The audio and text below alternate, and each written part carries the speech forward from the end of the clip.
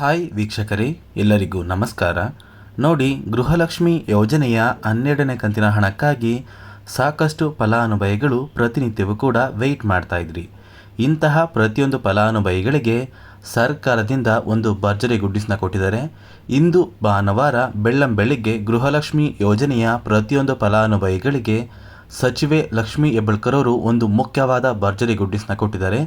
ಅದೇ ರೀತಿ ನಾಳೆ ಸೋಮವಾರದಿಂದ ಗೃಹಲಕ್ಷ್ಮಿ ಯೋಜನೆಯ ಹಣ ಜಮಾ ಆಗಲಿದೆ. ಹಾಗಾದರೆ ಬನ್ನಿ ವೀಕ್ಷಕರೇ, ಆ ಒಂದು ಹಣ ಯಾವ ಜಿಲ್ಲೆಗಳ ಫಲಾನುಭವಿಗಳ ಬ್ಯಾಂಕ್ ಖಾತೆಗೆ ಜಮಾ ಆಗ್ತಾ ಇದೆ ಮತ್ತು ಸರ್ಕಾರದಿಂದ ಬಂದಿರುವಂತಹ ಆ ಒಂದು ಮಾಹಿತಿ ಏನು ಅಂತ ನಾನು ನಿಮಗೆ ತಿಳಿಸ್ಕೊಡ್ತಾ ಇದ್ದೀನಿ. ಅದಕ್ಕಿಂತ ಮೊದಲು ನೀವೇನಾದ್ರೂ ಇನ್ನೂ ಕೂಡ ನನ್ನ ಚಾನಲ್ನ ಸಬ್ಸ್ಕ್ರೈಬ್ ಆಗಿಲ್ಲ ಅಂದರೆ ದಯವಿಟ್ಟು ಪ್ರತಿಯೊಬ್ಬರೂ ಚಾನಲ್ನ ಸಬ್ಸ್ಕ್ರೈಬ್ ಮಾಡ್ಕೊಳ್ಳಿ, ಹಾಗೆ ವಿಡಿಯೋಗೆ ಒಂದು ಲೈಕ್ನ ಕೊಡಿ. ಹೌದು ವೀಕ್ಷಕರೇ, ಗೃಹಲಕ್ಷ್ಮಿ ಯೋಜನೆಯ ಪ್ರತಿಯೊಂದು ಫಲಾನುಭವಿಗಳಿಗೆ ಕೊನೆಗೂ ಸರ್ಕಾರದಿಂದ 12ನೇ ಕಂತಿನ ಹಣ ಕುರಿತು ಒಂದು ಭರ್ಜರಿ ಗುಡ್ಡಿಸ್ನ ಕೊಟ್ಟಿದ್ದಾರೆ. ಈ ಬಾರಿ ಸರ್ಕಾರ 12ನೇ ಕಂತಿನ ಹಣ ಮತ್ತು 13ನೇ ಕಂತಿನ ಹಣ, ಅದೇ ರೀತಿ ಸೆಪ್ಟೆಂಬರ್ ತಿಂಗಳ 14ನೇ ಕಂತಿನ ಹಣದ ಬಗ್ಗೆ ಕೂಡ ಸಚಿವೆ ಲಕ್ಷ್ಮೀ ಹೆಬ್ಬಾಳ್ಕರ್ ಅವರು ಪ್ರತಿಯೊಂದು ಫಲಾನುಭವಿಗಳಿಗೆ ಮುಖ್ಯವಾದ ಮಾಹಿತಿನ ಕೊಟ್ಟಿದ್ದಾರೆ. ಈಗಾಗಲೇ ಕಳೆದ ಒಂದು ತಿಂಗಳಿಂದ ಸಾಕಷ್ಟು ಫಲಾನುಭವಿಗಳು ಗೃಹಲಕ್ಷ್ಮಿ ಯೋಜನೆಯ 12ನೇ ಕಂತಿನ ಹಣಕ್ಕಾಗಿ ಪ್ರತಿನಿತ್ಯವೂ ಕೂಡ ವೆಯ್ಟ್ ಮಾಡ್ತಾ ಇದ್ದೀರಿ. ಸರ್ಕಾರದಿಂದ ನಮ್ಮ ಬ್ಯಾಂಕ್ ಖಾತೆಗೆ ಯಾವುದೇ ರೀತಿಯ ಒಂದು ಹಣ ಜಮಾ ಆಗಿಲ್ಲ ಅಂತ ತುಂಬ ಜನ ಕಮೆಂಟ್ನ ಕೂಡ ಮಾಡ್ತಾ ಇದ್ದೀರಿ. ಇಂತಹ ಪ್ರತಿಯೊಂದು ಫಲಾನುಭವಿಗಳಿಗೆ ಸಚಿವೆ ಲಕ್ಷ್ಮೀ ಹೆಬ್ಬಾಳ್ಕರ್ ಅವರೇ ಒಂದು ಮುಖ್ಯವಾದ ಗುಡ್ಡಿಸ್ನ ಕೊಟ್ಟಿದ್ದಾರೆ.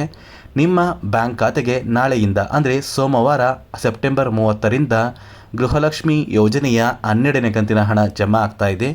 ಅದೇ ರೀತಿ 13ನೇ ಕಂತಿನ ಹಣ ಅಕ್ಟೋಬರ್ ತಿಂಗಳ ಮೊದಲ ವಾರದಲ್ಲಿ ಮತ್ತು 14ನೇ ಕಂತಿನ ಹಣ ಅಕ್ಟೋಬರ್ ತಿಂಗಳ 15ನೇ ತಾರೀಕು ನಂತರ ಪ್ರತಿಯೊಂದು ಫಲಾನುಭವಿಗಳ ಬ್ಯಾಂಕ್ ಖಾತೆಗೆ ನಾವು ಜಮಾ ಮಾಡ್ತಾ ಇದ್ದೀವಿ ಅಂತ ಸಚಿವೆ ಲಕ್ಷ್ಮೀ ಹೆಬ್ಬಾಳ್ಕರ್ ಅವರು ಪ್ರತಿಯೊಂದು ಫಲಾನುಭವಿಗಳಿಗೆ ಭರ್ಜರಿ ಗುಡ್ಡಿಸ್ನ ಕೊಟ್ಟಿದ್ದಾರೆ.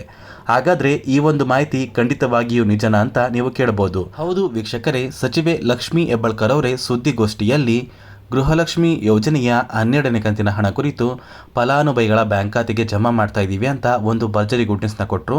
ಅದೇ ರೀತಿ 13ನೇ ಕಂತಿನ ಹಣ 14ನೇ ಕಂತಿನ ಹಣ ಕೂಡ ಆದಷ್ಟು ಬೇಗ ಪ್ರತಿಯೊಂದು ಫಲಾನುಭವಿಗಳಿಗೆ ನಾವು ಜಮಾ ಮಾಡ್ತಾ ಇದ್ದೀವಿ ಅಂತ ಕೂಡ ತಿಳಿಸಿದ್ದಾರೆ.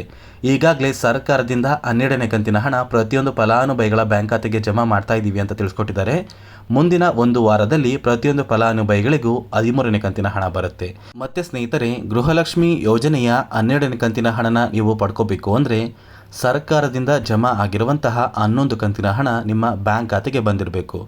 ಒಂದು ವೇಳೆ ನಿಮ್ಮ ಬ್ಯಾಂಕ್ ಖಾತೆಗೆ 11 ಕಂತಿನ ಹಣ ಬಂದಿಲ್ಲ ಅಂದರೆ ಗೃಹಲಕ್ಷ್ಮಿ ಯೋಜನೆಯ 12ನೇ ಕಂತಿನ ಹಣ ಬರೋದಿಲ್ಲ. ಅದೇ ರೀತಿ ಈ 12ನೇ ಕಂತಿನ ಹಣ ಯಾವ ಜಿಲ್ಲೆಗಳಿಗೆ ಜಮಾ ಆಗಲಿದೆ ಅಂತ ನೀವು ಕೇಳ್ಬೋದು. ಸದ್ಯಕ್ಕೆ ಸರ್ಕಾರ ಯಾವುದೇ ರೀತಿಯ ಒಂದು ಜಿಲ್ಲೆಗಳ ಪಟ್ಟಿನ ಬಿಡುಗಡೆ ಮಾಡಿಲ್ಲ. ಗೃಹಲಕ್ಷ್ಮಿ ಯೋಜನೆಯ 12ನೇ ಕಂತಿನ ಹಣ ಪ್ರತಿಯೊಂದು ಫಲಾನುಭವಿಗಳ ಬ್ಯಾಂಕ್ ಖಾತೆಗೆ ಜಮಾ ಆಗುತ್ತೆ. ನಾನು ನನ್ನ ಮುಂದಿನ ವಿಡಿಯೋದಲ್ಲಿ ಯಾವ ಜಿಲ್ಲೆಗಳ ಫಲಾನುಭವಿಗಳ ಬ್ಯಾಂಕ್ ಖಾತೆಗೆ 12ನೇ ಕಂತಿನ ಹಣ ಜಮಾ ಆಗಲಿದೆ ಅಂತ ತಿಳಿಸ್ಕೊಡ್ತೀನಿ.